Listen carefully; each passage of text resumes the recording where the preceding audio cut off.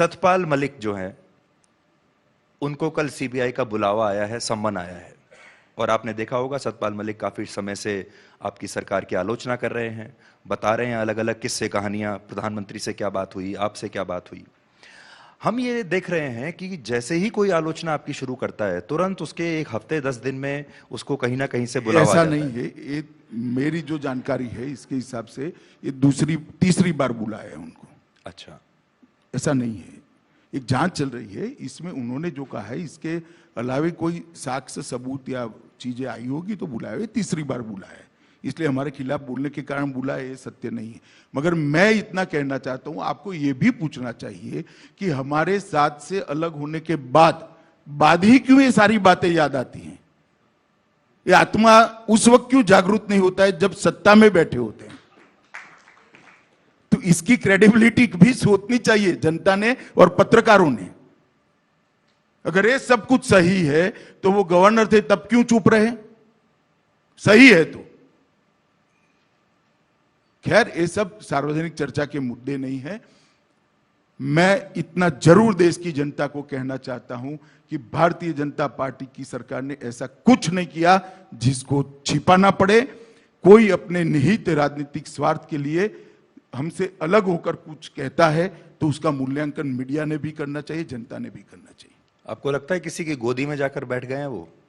छोड़िए, इस तरह के शब्द प्रयोग मेरे लिए ठीक नहीं है, परंतु मैं इतना जरूर कहता हूं कि आप जब पावर में नहीं है, हमसे अलग हो गए हैं, और जब आप आरोप लगाते हैं तो वो आरोप की वैल्यू और वैल्यूएशन दोनों जानना चाहिए।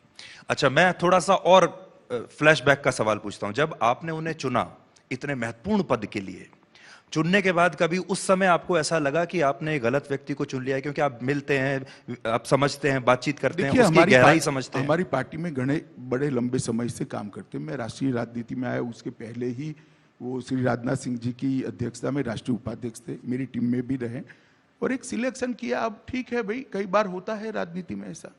ये तो कहेंगे कि गलत आदमी को चुन लिया आपने।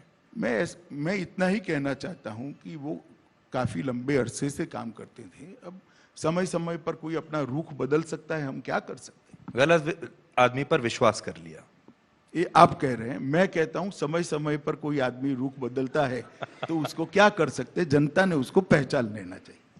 अगर राजनीति की भी बात करें अमित जी, और मैं प्योरली राजनीति की बात कर रहा हूं, इस समय जितने भी विरोधी हैं बीजेपी के, चाहे वो राहुल गांधी है, चाहे वो ममता बनर्जी है, या फिर अरविंद केजरीवाल हैं, उन सब की जो इस समय फिल्म चल रही है, उस सब की पृष्ठभूमि में अदालत जरूर दिखाई देती है। यानी सब अदालती मामलों से, ईडी से, सीबीआई से, एजेंसी से, तो एक नई एंट्री हम देख रहे हैं कि भारत की राजनीति में अभी हुई है, और ये उसका पूरा राजनीतिक प्रयोग इस्तेमाल कर रहे हैं। देखिए, हर आदमी विक्टिम कार्ड खेल रहा है इस समय।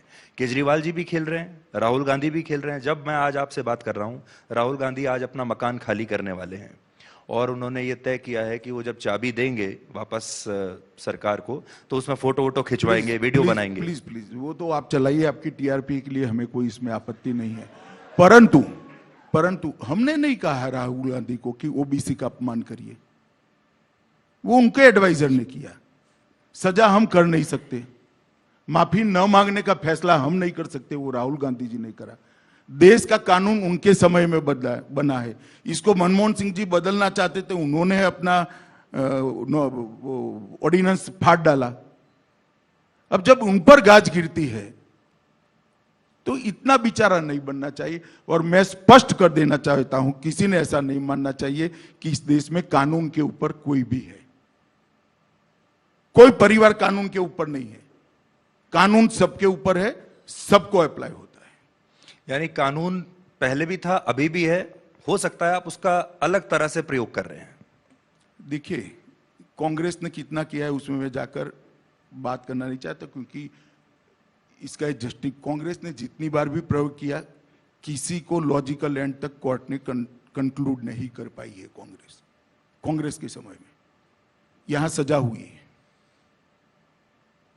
2 कोर्टों ने कंफर्म कर दिया। हाई कोर्ट में जाए, अब इसमें इतनी हाई तौबा करने की क्या बात है। हजारों लोग जाते हैं हाई कोर्ट में।